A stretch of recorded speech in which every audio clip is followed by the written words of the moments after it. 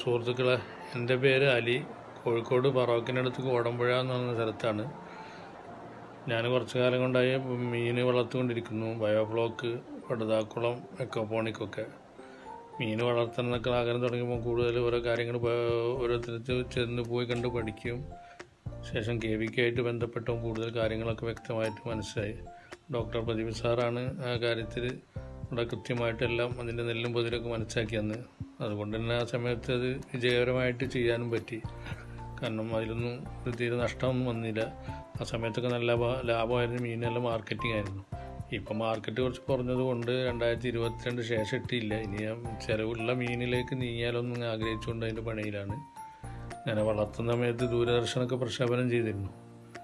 പിന്നെ മാത്രമല്ല, മാർക്കറ്റിങ്ങൊക്കെ നന്നായി ചെയ്യാൻ കഴിയാണ് നല്ലൊരു വരുമാന മാർഗ്ഗം ആണ് താനും.